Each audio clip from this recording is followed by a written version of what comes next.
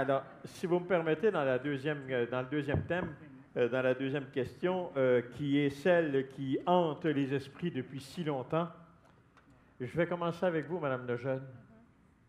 La France a-t-elle abandonné ou a-t-elle cédé? Le Canada avait-elle le choix? Alors c'est un vaste débat, bien sûr. Abandon, cession dans le texte, bien évidemment, il est parlé de céder, mais l'abandon est assez clairement déclaré par Choiseul, en fait, qui écrit, si je me souviens bien, j'ai trouvé un courrier du 22 février 1762. Choiseul, là, pour ceux qui ne sont pas familiers, c'était le négociateur. C'est le négociateur, mais c'est aussi devenu le ministre essentiel du roi à ce moment-là. Donc il discute bien évidemment de la stratégie. Il écrit le 22 février 1762 à Aigremont, qui est le commissaire britannique, en lui expliquant que eh bien, il est clair que le roi de France a décidé que l'Angleterre pourrait conserver le Canada. Il le trouve plus juste, dit-il, mais qu'en dédommagement, il demande la restitution de la Martinique et de la Guadeloupe. Alors, à partir de là, on tombe bien évidemment dans beaucoup de commentaires cyniques autour des propos de Choiseul. Lui-même est relativement cynique. Il va expliquer également à ses commissaires qu'il faut absolument qu'ils tiennent parce qu'il s'agit maintenant de mettre un terme à cette longue guerre pour sauver la France et non pas pour sauver ses colonies. Donc l'expression est assez claire. Il se vante également d'avoir un plan. Le plan serait que cette Nouvelle-France qu'il cède aux Britanniques un jour va devenir une poudrière et qu'elle va finir par éclater à la figure des Britanniques sous peu. Donc il ne sait pas encore comment, mais il pense que les Britanniques ne pourront pas gérer tout cet empire, les 13 colonies, plus la Nouvelle-France. Il n'avait pas tort, visiblement. Et dernière chose, sur les correspondances aussi, après le traité de Paris, cette fois-ci, que Choiseul entretient avec son ambassadeur à Londres, qui s'appelle Durand, il rapporte Durand à Choiseul qu'à Londres, on parle du fait que tout ça n'est que stratégie, que finalement les Français sont prêts à récupérer le Canada et sont en train de comploter finalement derrière le dos des Britanniques. Et Choiseul répond, amusé à son ambassadeur, à propos de cette question donc de plan secret. Il n'y a aucune intelligence au Canada, dit-il, ni même intérêt à en avoir. Point d'exclamation. Donc il est extrêmement cynique sur la Nouvelle-France et sur les Canadiens. Et dernière chose aussi, dans les derniers échanges donc, que Durand, l'ambassadeur britannique, a avec Choiseul, Choiseul l'interroge sur le système britannique. Finalement, c'est quoi cette force des Britanniques qui possèdent un empire à travers le monde? Et il se fait expliquer la manière dont les Britanniques développent certainement un système mercantile, mais font aussi attention à leurs colons. Et ça, c'est quelque chose que les Français n'avaient pas compris, à mon avis. Autrement dit, il n'y a pas de bigot dans l'Empire britannique. Par exemple. Donc, la thèse de l'abandon, vous dites oui. Oui, je dis oui, à ce moment-là. Monsieur Courtois. Oui. Eh bien, moi, je dirais, puisque si on nous demande de faire une nuance entre céder ou abandonner, que la France a cédé la Nouvelle-France après avoir été obligée, plus ou moins, de le faire à cause de la conquête militaire de la Nouvelle-France, d'une part, mais en soi, ça ne suffirait pas, et surtout pas la seule bataille des Plaines d'Abraham, mais évidemment, c'est un conflit de longue haleine, mais c'est surtout cette conquête du Canada, reconnue en 1760, à quoi s'ajoutent les défaites militaires de la France sur tous les autres fronts, et au premier chef, l'Europe. À partir du moment où, en Europe, les armées françaises sont incapables de faire des gains, là, la France doit se résigner à céder le Canada en son entier. On avait demandé à Montcalm de tenir au moins une partie du Canada, ce qu'il a échoué à faire en sortant de Québec au matin du 13 septembre 1759, mais même là, tout n'était pas fini.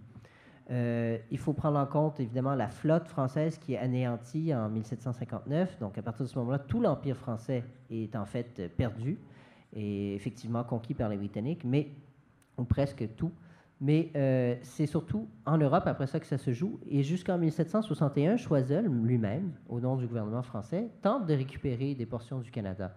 Et c'est après ça, après ces échecs européens, que la France est obligée de reconnaître qu'elle n'a plus d'atouts à échanger pour récupérer quoi que ce soit, ou presque quoi que ce soit, à part la Martinique qui est plus essentielle pour le commerce français, et que les Britanniques, finalement, choisissent plus facilement de rétrocéder, ce qui sera peut-être une erreur pour leur empire. Mais dans ce sens-là, je dirais que la France, par contre, a abandonné plus largement ses colons acadiens dans la péninsule de la Nouvelle-Écosse en 1713 avec le traité d'Utrecht, et ensuite, dans une clause secrète de ce traité de Paris, les Louisianais abandonnés à l'Espagne, qui n'avaient même pas été conquis, n'avaient n'avaient pratiquement pas été touchés par le conflit. Les Canadiens, au moins, bénéficient de la capitulation de Montréal et puis de certaines provisions du traité pour avoir un minimum de protection.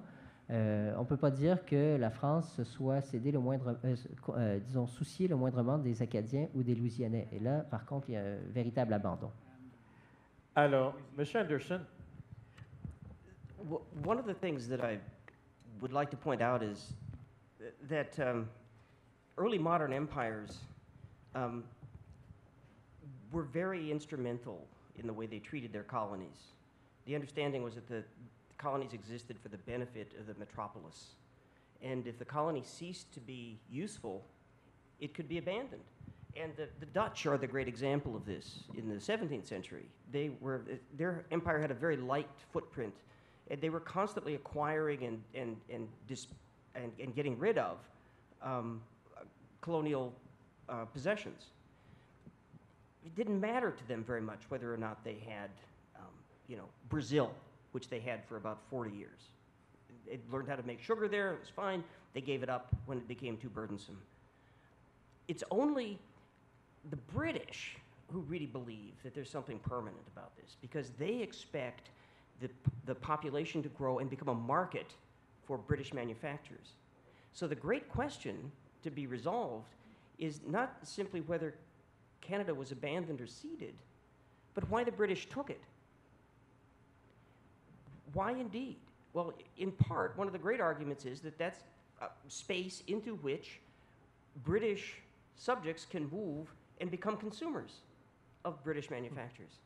And so that's one explanation for why the British would take on this enormous burden of land, which, they really didn't know what they were going to do with it. The other issue, I think, why they accepted it was because, indeed, they did want, the people who negotiated the treaty did want to create a stable balance of power in Europe. And giving France back its sugar islands and allowing it especially to resume its presence in the fisheries restored French power to a position of stability in Europe so as not to invite a multinational alliance against Britain to emerge and to really upset the balance of power.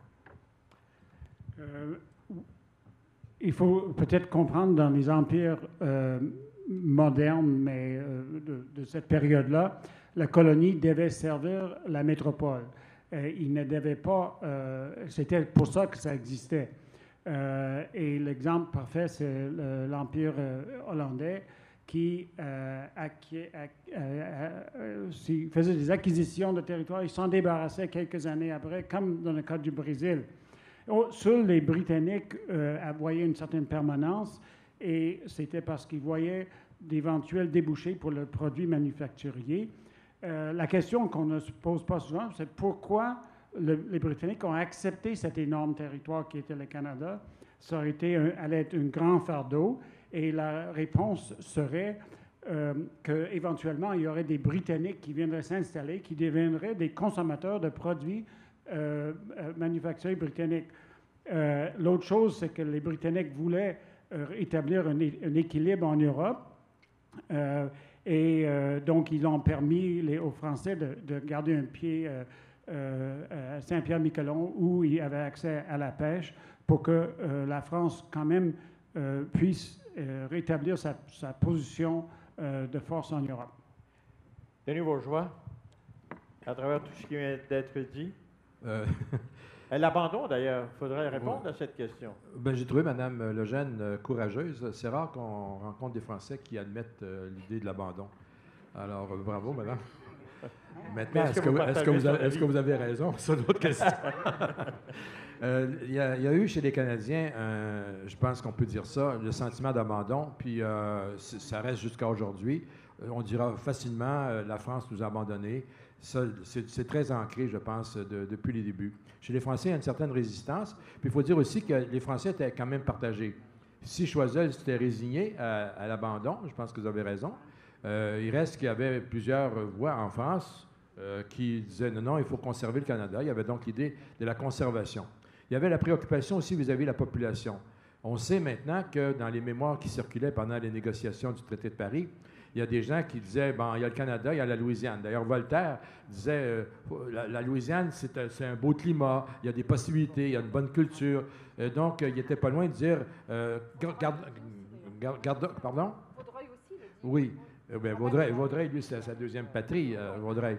Donc, il y a l'idée de la transmigration. Croyez-le ou non, on avait l'idée de faire descendre les Canadiens vers la Louisiane. Et là, là, c'était carrément pour abandonner le Canada, par exemple. Je vais terminer en faisant brutalement des chiffres. Pour la France et l'Angleterre, on arrondit. L'Angleterre a peut-être 10 millions d'habitants à l'époque. Dans ses colonies, en Amérique, il y a 1,5 million. 1,5 million. Vous avez un compte de banque avec 10 millions, vous avez quelque part un placement de 1,5 million. Bon, faites votre proportion. Donc là, vous rejoignez M. Anderson dans le marché. Je rejoins toujours M. Anderson. Prenons ça pour acquis. Donc, dans le cas de la France est riche de 20 millions. Hein? Et elle a un petit dépôt, quelque part en Amérique, de 75 000. Le calcul est facile. Et M. Courtois, vous alliez ajouter quelque chose? Vous ai vu acquiescer. Oui, mais j'allais ajouter à propos de l'abandon. Je pense qu'une chose qui est importante de dire à propos de la question de l'abandon du Canada par la France, c'est, à mon avis, un peu moins durant le conflit, comme on l'a dit parfois, parce que la France a quand même envoyé des troupes et ainsi de suite. Une fois que la flotte française est détruite, c'est plus une question d'abandon, c'est une question de plus avoir de moyens, que ce soit pour le Canada ou les autres colonies, dont on ne peut pas contester l'intérêt pour la France, comme la Martinique, par exemple. Mais ensuite, là, ce qui est important, je pense, de noter, c'est que le sentiment de l'abandon chez les Canadiens n'est pas étranger au fait qu'il y a une sorte d'abandon, d'un oubli presque complet du Canada et des Canadiens après le traité de Paris. Alors, il y a eu quelques volontés au moment de la Révolution française, mais après ça, ça s'évanouit. Il faut attendre au moins Napoléon III, mais de façon très, très, très timide, et ça grossit très timidement jusqu'à Charles de Gaulle. C'est vraiment le point tournant, ça va être Charles de Gaulle, mais pendant au moins un siècle, la France oublie que les Canadiens existent et qu'il y a des sociétés de colons, de descendants de colons français qui vivent encore en Amérique. Est-ce qu'il est fondé sur cette histoire qu'on aurait dit à De Gaulle, après son Vive le Québec libre, qu'il avait un peu fait corriger... Payer la dette. Louis XV, il avait payé la dette de Louis XV. C'est dans le devoir de ce matin. Oui, bien c'est vous qui l'avez signé ou c'est Robitaille? Non, c'est moi, voyons. C'est vous qui avez signé non, mais ça, c'est... Est-ce que c'est fondé? Parce que des fois, nos historiens, journalistes... Non. Il y a des... c'est sur l'avion de retour de Gaulle, et il est avec le directeur du Quai d'Orsay, du directeur Amérique du Quai d'Orsay, nommé Jorgensen, que certains qui sont ici dans la salle ont connu, et comme moi. Et Jorgensen était un homme merveilleux. Et puis là, évidemment, le général, il se posait des questions, là, puis il savait qu'il avait fait du remous. Et puis là, il voulait qu'on lui dise qu'il n'avait pas trop dérapé. Et Jorgensen a eu la phrase extraordinaire: mon général, vous avez payé la dette de Louis XV. Dans ce que j'ai pu lire, et Dieu sait que je vous ai lu, et qu'il y en aurait tellement à lire, est-ce qu'il y a eu, quand Choiseul semble dire, je reprends un terme qui est peut-être là aussi une explication, qu'on a piégé en quelque sorte les Anglais en leur donnant le Canada, est-ce qu'il y a eu vraiment cette volonté de profiter d'une révolte américaine pour reprendre le Canada? Non, moi, je réponds, moi aussi. On dit non en deux voix. Non, écoutez, Choiseul l'avait probablement pressenti. Il y a peut-être des Anglais lucides il y a peut-être un risque là-dedans, mais c'était pas sur la table, ça, comme on dit. Pas du tout. On ne peut pas prévoir à ce moment-là que ça dégénérerait aussi vite. Pour avoir travaillé sur ces archives-là, il n'y a aucune trace absolument d'une tentative de reprise ni quoi que ce soit. C'est Washington qui pense que Lafayette est envoyé pour ça, mais non. Est-ce que c'est... Oui, Lafayette envoyé pour ça, mais on a dit que les Américains avaient un peu tourné dans la farine les Français en leur donnant toutes sortes d'indications également sur leur révolution. Il y a une méfiance. Il y a une méfiance de part et d'autre, c'est certain. Bon. Et l'histoire de Lafayette, c'est une histoire en soi, là. Washington... Mais il n'a pas eu l'ordre, Lafayette. Non, c'est un élan personnel. Non, sauf que si je ne m'abuse, Lafayette reconnaîtra dans sa correspondance que l'idée serait intéressante. Par contre, lui-même aurait bien aimé que ce soit la politique officielle de la France, mais ça ne l'était pas. Et pour revenir sur la question de l'abandon, quand on parle de l'abandon des Canadiens par la France, je pense que je disais que c'est revenu graduellement, très lentement, l'intérêt de la France pour les Canadiens. Mais cet abandon, on peut le voir, par exemple, à l'œuvre en 1837-1838. Les Canadiens se révoltent, s'insurgent, proclament leur indépendance de la couronne britannique. Bien sûr, la France ne les aidera jamais. En contrepartie, les 13 colonies, elles, qui étaient beaucoup plus puissantes par rapport à la Grande-Bretagne, ont eu l'appui de la France. Et elles en avaient bien besoin. Alors, a fortiori, les Canadiens en auraient eu encore plus besoin en 1837, mais eux se sont retrouvés véritablement isolés et n'ont obtenu l'appui de personne, en fait, et à commencer par la France. Mr. Anderson, would you like to add something? Yes, thanks. The issue of abandonment is one I want to focus on because there is someone else abandoned. In fact, whole nations abandoned by this peace who weren't figured in the negotiations at all, who were the First Nations or the Aborigines or the Native Americans or the Indians, whatever you want to call them. They were vastly more numerous than the French inhabitants of Louisiana and Canada. They had been, for the most part, in alliance with the French crown, going back a very long time, and they had no idea what had happened in this peace when the French gave up their empire in North America. It was to the Indians an incredible abandonment. And their response was horrific. They rebelled against the British Empire because the British were trying to economize, to make their empire functional and efficient in the aftermath of the 7 Years' War because they had so much to deal with and it was so expensive and so hard to control. They began cutting back on gifts, diplomatic gifts to native people. So that Pontiac's Rebellion, as it's called, or Pontiac's War, is an attempt on the part of native nations in North America to bring back the King of France.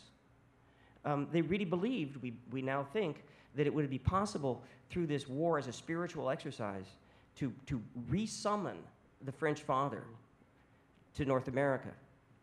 It didn't work. But what it did do, and what's most important about this, is that it got the attention of the British Empire, which began to treat native people differently as a result. It began to make concessions and to behave more like an ally. And that they embodied in this position paper called the Proclamation of 1763, by which they recognized Indian rights within the empire for the first time. And that, of course, was the beginning of a long train of offenses as far as the Americans were concerned against their interests, and a division in the Americans' minds between their interests and the British with respect to the future of the empire. Chef Philippot, pouvez-vous me résumer ça en une phrase, une grande phrase? Il y a eu des nations abandonnées, c'était des nations amérindiennes. Il y a eu la rébellion tout de suite après de Pontiac qui voulait faire revenir la France et les Britanniques ont reconnu comme alliés à partir de ce moment-là et ça a causé beaucoup d'ennuis pour les Américains qui ne voulaient rien savoir, qui ne voulaient pas reconnaître ça. Oui, quelques minutes, 30 secondes. La force des Français, si force il y avait, elle tenait aux alliances avec les Indiens.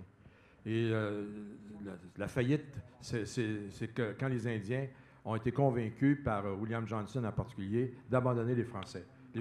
À la dernière minute, les Indiens ont abandonné les Français et les Anglais leur ont fait des promesses, apparemment qu'ils n'ont jamais tenues. Mais c'est une question extrêmement complexe. Ils ne sont pas concernés à l'entrée de paix de Paris et moi, je ne peux pas conclure que les Français les ont abandonnés. C'est plutôt le contraire qui est arrivé à cause des circonstances-là.